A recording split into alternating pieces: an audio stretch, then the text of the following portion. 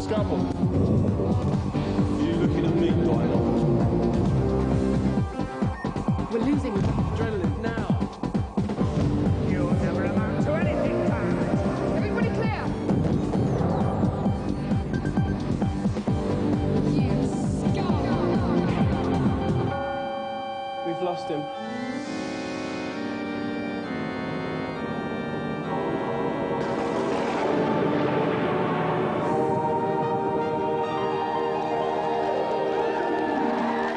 To Gamesmaster, the kind of show you would meet in the street, shake warmly by the hand, go off, have an intimate dinner with, then followed by a passionate 2-month affair, split up, but still remain the best of friends with.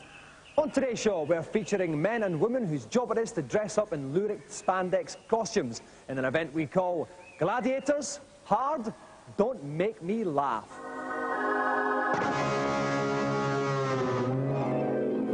Those spandex-clad superstars, the Gladiators, have something of a reputation for being hard.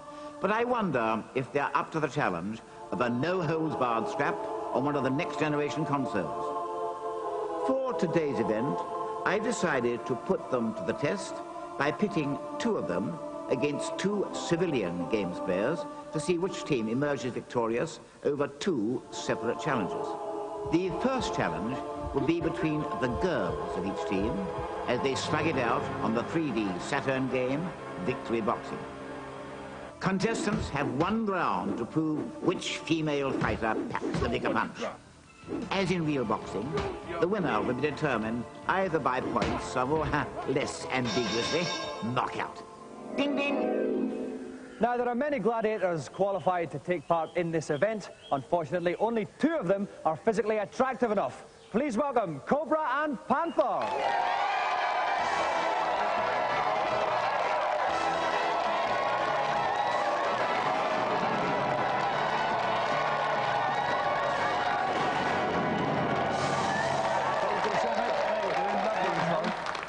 To kind of butter up the guests a little bit, especially those with such fine physiques as yourself, Mick. Oh, you're too kind. Must be after something.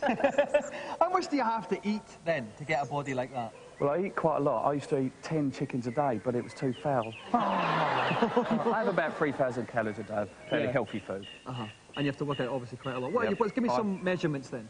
Well, my chest is about 48. About the same as mine, then? Near on, yeah, give or take a few feet. And my arms are about 18 inches, and I've got 26-inch thighs, and I better stop there, actually. Yes, I think we should. Right now, Helen, how did you choose the name Panther? Did you get to choose it, or did they give you the name? No, what we have is a big pool of names, and when we go for the interview to do the strength tests and what have you, they look at you and they say, oh, she looks like a panther, and that's how I got it. Because I'd like to be a gladiator, but I'd like to be called Bloke. I could be that gladiator. Bloke. Nice bloke. Nice bloke. Well, this bloke, even. Bloke. Hard bloke. Not geezer. Could be good. Not geezer, just bloke. And basically, Wolf, when is he going to retire? Because he is 74 years old now, and he's not looking any younger, is he? No, he isn't. He actually looks like Maxwell's love child, doesn't he? For our viewers who might not be familiar with Maxwell, basically he was old and very physically unattractive, and actually very unfunny. One of the great myths of all time, that Maxwell was funny. And now you know why they picked Wolf's name. Okay, well, we have 2 gladiators of our own who are going to take on Cobra and Panther tonight. Please welcome Pushpa and Spiros.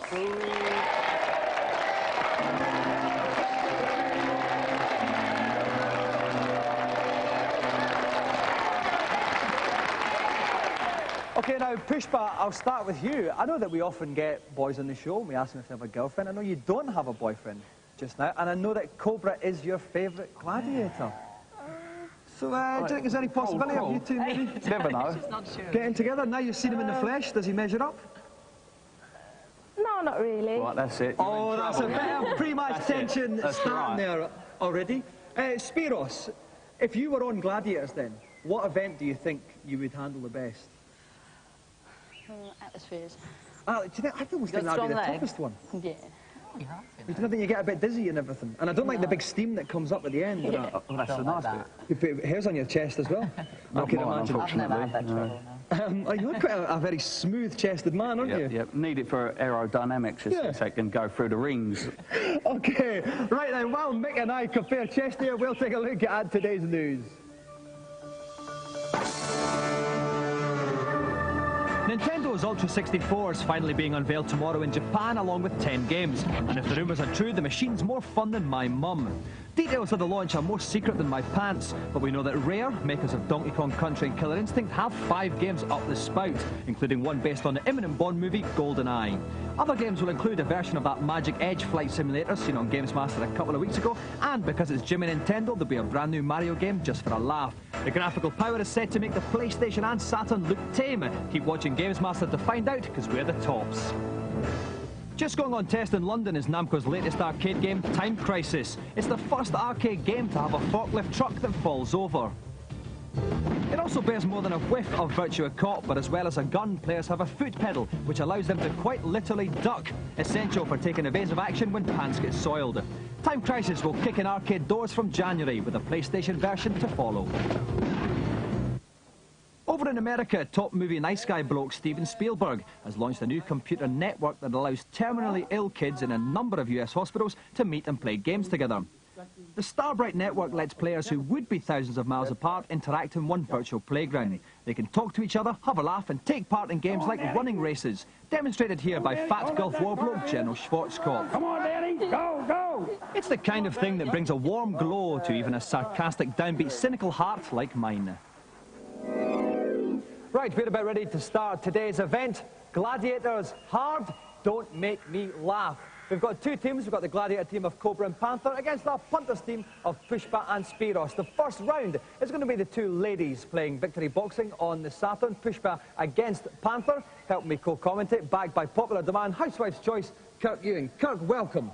Hi Dominic, you're looking fantastic today. Thank you very much, Kirk. Would you like to give our ladies some tips then on this fine game? Well, I think the best thing the girls can do is use their speed to move around the opponent, picking them off with jabs, trying to leave them open for a big hook. That's classic Bruno technique there. Certainly is, Kirk. OK, we're going to have 1 3-minute round there. Hopefully one of them will be on the deck by the end of it. Best of luck, Pushpa. Best of luck, Panther. Let's come out fighting.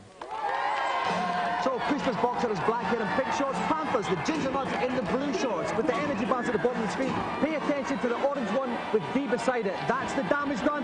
Panther's has hit 0. She's down on the floor for the first knockdown. You can see the count coming up there, Kirk.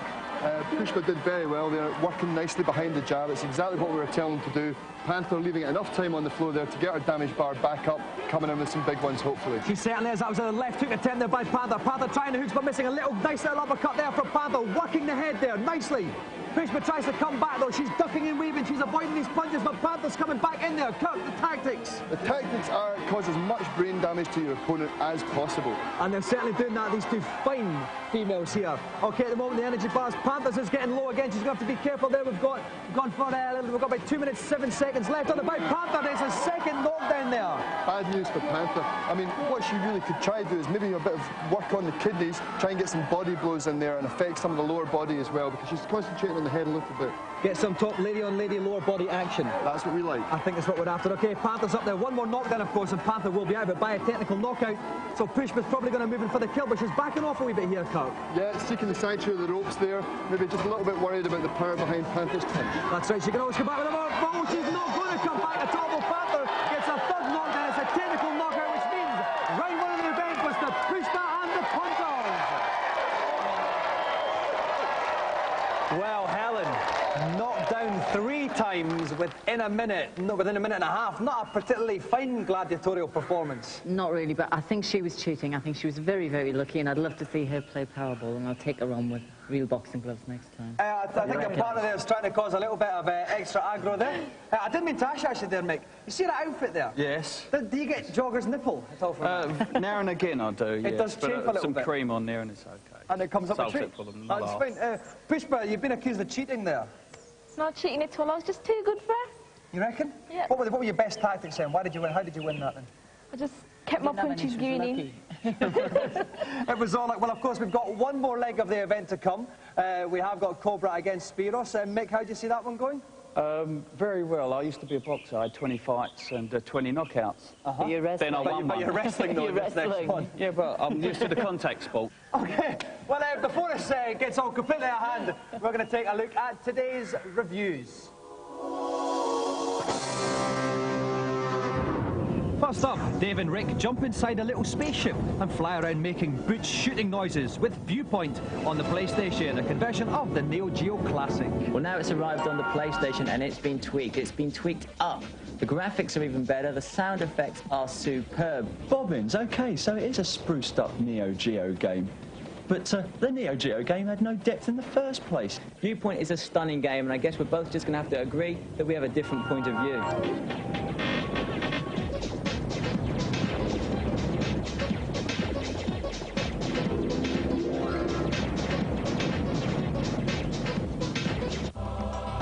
Now, most next-generation beat-em-ups have 3D rotating polygon texture map bitmaps with Gurad shading. Golden Axe the Duel, doesn't. It's a Golden Axe beat-em-up. And what you do is, you play as the characters from the original Golden Axe. People like Gilius the Dwarf and Axe Battler, but in a duel. They fight each other. You kick the little dwarfs and elves that run along to pick up potions to give you your special moves, and to pick up chickens to give you more energy back. I'm sorry, but as beat-em-ups go, this is far too rooted in the Street Fighter 2s of yesterday. Should have been more like Tekken, or possibly even Virtua Fighter 2. It doesn't have the appeal that they have. The 3D aspect is still 2D, but the beat-em-up elements are just extraordinarily average. Yes, I'm afraid I enjoyed this game, but I do have to agree with Rick. Compared to some of the more state-of-the-art beat-em-ups, this one is slightly dated, but it is very stunning, it is very professional, and it also should appeal to older players like myself, who, from the hardcore days of the Mega Drive, might play with a slight tear in their eyes.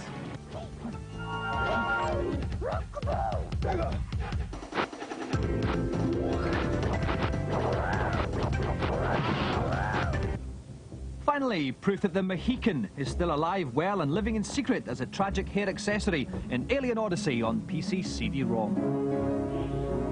Alien Odyssey is a weird old bag of nuts. Well, it's crossed kind of with Alone in the Dark and Rebel Assault. The shoot-'em-up sections are very, very basic, but all you're doing is controlling a crosshair and trying to shoot the enemies as they lie in front of you. The actual Alone in the Dark bit, though, doesn't stand up to the Alone in the Dark games or even Ecstatica or Bioforge. It looks great, yes, but the camera angles really do ruin it for me. The puzzles are just too difficult to perform.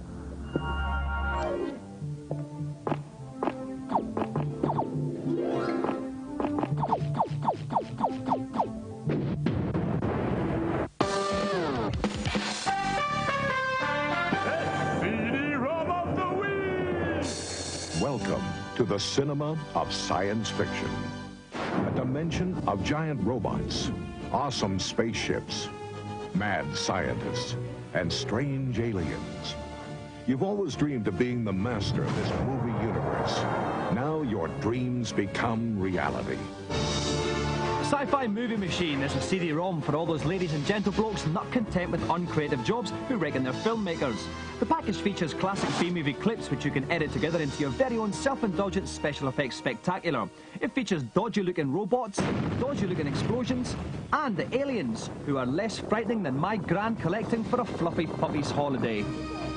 As usual, the viewing screen is pretty small, but you do get a sense of achievement if you're funny that way.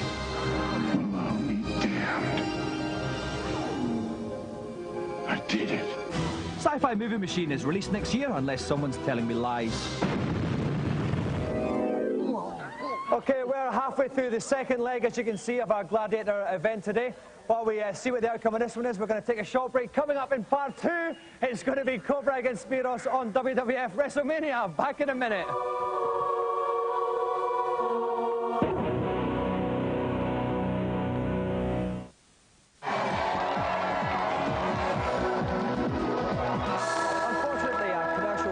Game of Twisters got a little bit out of hand. While I try and revive our competitors in time for the second leg of our Gladiators event, we'll take a look at today's feature.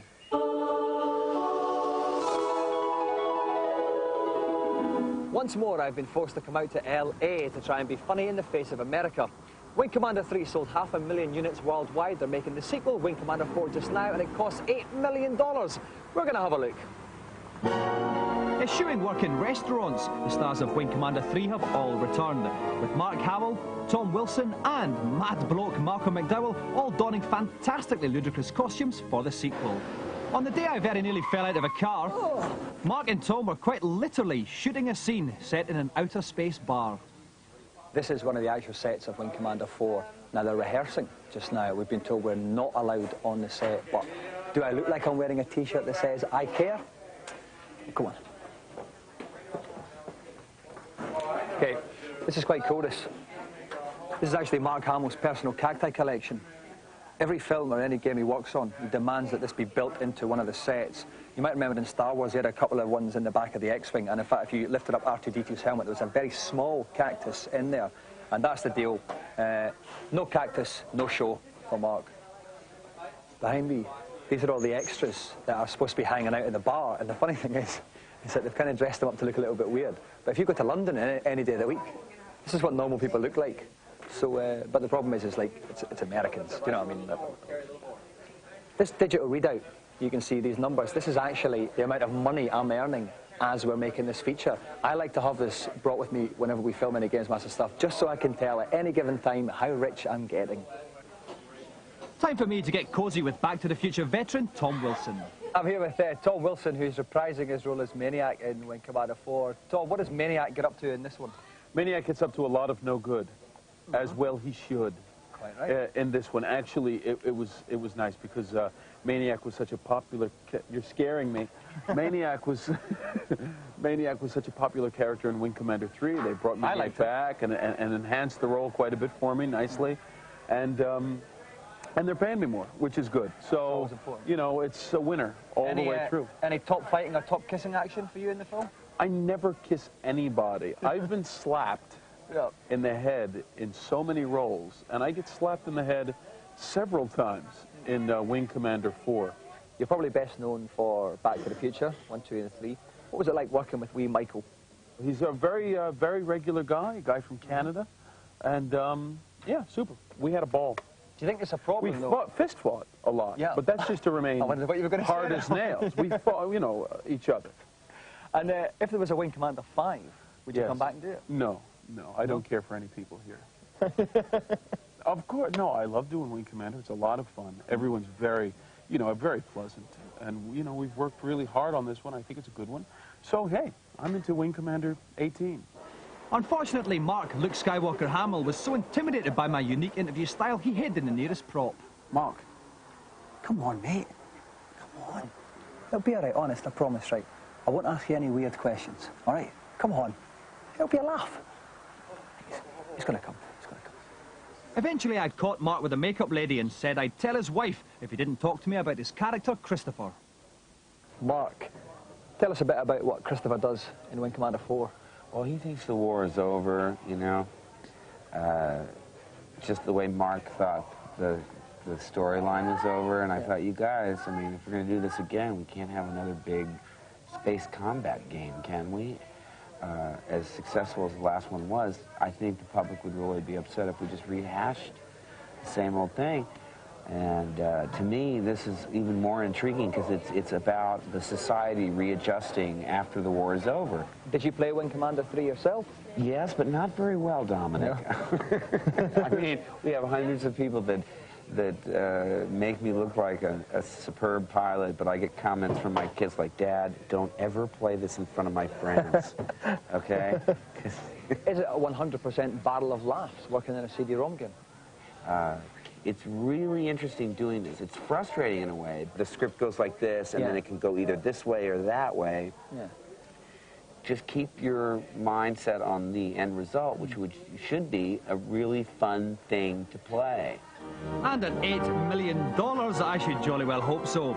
Wing Commander 4 is due in the shops next month, when you'll be able to find out for yourselves whether Cheeky Tom, Mark, and the winning Wing Commander bandwagon are still going strong.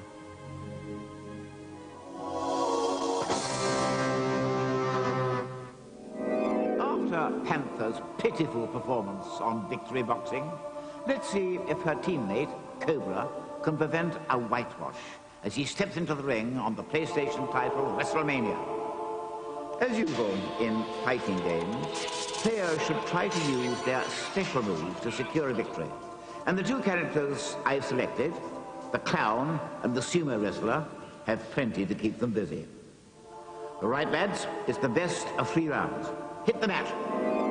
Okay, we're just about to enter the final part of today's event. Gladiators hard, don't make me laugh. At the moment, the Panthers team are 1-0 up, so Cobra has to beat Spiros at WWF WrestleMania to try and restore some pride to the Gladiators. Kirk, are they going to be able to do it? Well, Dr. Diamond, I mean, basically, Cobra's got a big challenge here. What it is about is getting your opponent in a headlock, and that's where you can pull off the majority of your special moves. Now, you've got to be quick on your button, though. Try and get that special move in quickly. Otherwise, they could pull a reverse on you, and it'll all end in tears. OK, then. So, Cobra and Spiros are in a 3-bout situation. Whoever wins 2 of them will clinch this particular leg of the event. So, best of luck, Cobra. Best of luck, Spiros. Let's go to ringside. So Spiros is playing as Doink the Clown. He's the guy who looks like a clown, basically. And Cobra is playing as Yokozuna, a big fat bloke on the right with no top on. You can see the energy bars at the top of the screen. When they get low, that's when you're going to try and go for the pin. Over to you, Kirk. Who's doing well so far? Well, actually, Yokozuna's not doing too bad at all. He's missing a few opportunities there to do a pin on the Doink. Doink got him with a joy buzzer earlier on, took quite a lot of strength. Oh, he's up in the ropes now. Oh, and he missed that one now. We can see combo flashing beside Yokozuna. Kirk, what does that mean? Well, once that combo bar is up, it means that Doink can get, Yokozuna can get quite a few hits on Doink. So, but that's the buzzer. That's the buzzer again. That's the joy buzzer. Doink goes up again, tries to smash and makes contact with Fat Boy. Oh, dear. Fat Boy can pin him now. Fat Boy's slamming him. He's not pinning him. He goes for a pin. Yokozuna takes the first one. 1-0 Cobra.